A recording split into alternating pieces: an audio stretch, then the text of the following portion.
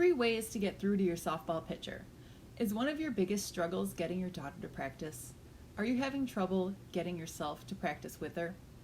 Do you want a teacher to be independent and take initiative on working hard? Would it be better if she was able to sacrifice her current comfort for her future success? If so, I understand. I was lucky enough to have people who tried to teach me these concepts growing up. I find that I have to keep adding to what I know as an adult too. Recently, I attended the 2021 Softball Excellence Virtual Pitching Summit. This was part of my ongoing journey to bring more information back to you. Softball Excellence is a company headed by one of my favorite pitching coaches, Cindy Bristow. You know those little zip balls your daughters love so much? That's her. Doc Meg Brown, Cindy's former student and current head coach of Longwood College, showed us 3 ways to keep pitchers engaged, and I loved each of them. Our goal is to get girls to buy in, become excited, and collaborate with their parents and her team. Here are Doc's 3 tips with my added twist. 1. Adjust for big, quick improvements first. The easiest way to show improvement is with a radar gun. Once a young pitcher learns the main mechanics, her speed pops up. This happens within the first 2 years, regardless of age. Nothing gets athletes excited more than throwing faster.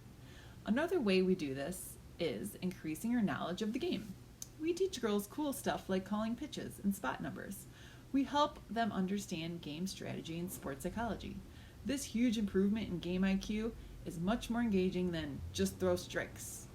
Now, not that if you want to encourage her, avoid measuring accuracy first, or at least as the main factor. When learning new mechanics, accuracy goes down the tubes. It can get discouraging. Number 2, bullpens should be fun. I know I said to avoid measuring accuracy, but just because it's not the first thing you should do doesn't mean you shouldn't do it at all. The key to make sure when you do measure a command is that it's engaging and fun. Bullpens are practices in which you try to hit targets and track your success. Since pitchers need a ridiculous amount of reps to develop command, the tendency is for players to get bored and lose focus. I try to mix up bullpens by making some kind of game out of everything. We do pyramids and compete against other pitchers.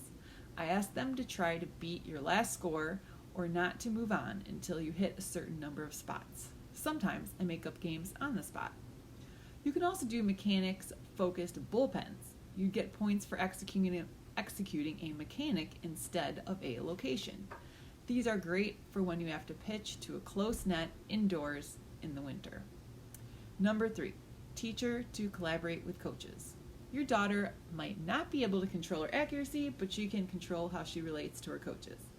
I let a pitcher have a part in the process so she can have some ownership. If there is something I want her to do that she doesn't want to do, we compromise with a little bit of both. You'll teach her to collaborate with coaches if you collaborate with her. Then she'll know how and when to speak up. I try to talk with my student, not at her. I want to know how she feels today, what pitches she wants to practice, and what drills would be best. If you and I teach her to make practice engaging and fun, eventually she'll get the motivation to toss balls in the backyard by herself.